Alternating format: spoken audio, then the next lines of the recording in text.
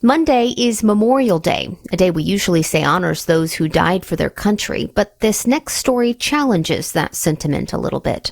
In 1966, a young Marine from Harlingen was killed in Vietnam, just days before he was due to return home. Since then, his family has taken steps to keep his memory alive, including naming 4 of his nephews after him. And as Maggie Rivas-Rodriguez reports, there is one last way they hope to honor his legacy. My name is Rodolfo M. Gonzalez. I am named after my uncle, as well as 4 of my cousins. His name, Rodolfo M. Gonzalez, was a Marine Corps sergeant serving in Vietnam when he was killed in 1966 as a sergeant and a gunner on a Huey helicopter. I think that 4 others were also named after him is quite an honor for us, and part of our heritage as a family to honor his memory and the sacrifice that he made for us, the Gonzalez family, and also for the United States, for America.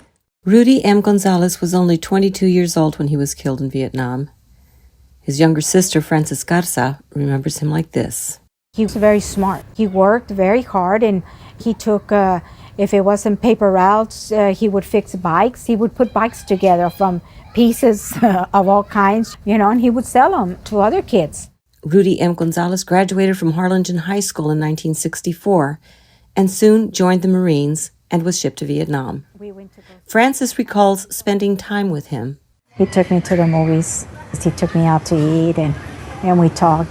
And he told me, to stay focused and to be careful, and he says, don't disappoint mom and dad.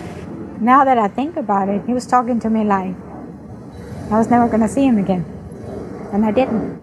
Rudy M. Gonzalez was just days away from returning home after a year in Vietnam.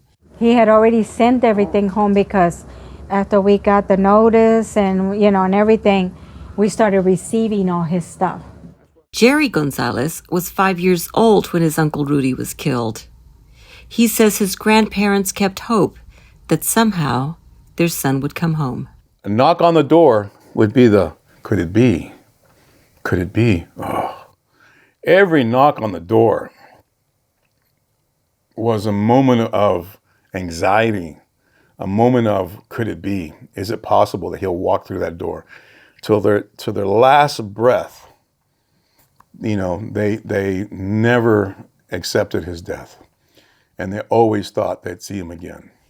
There is some unfinished business that Jerry and his brother Rudy are working on, getting their uncle U.S. citizenship posthumously.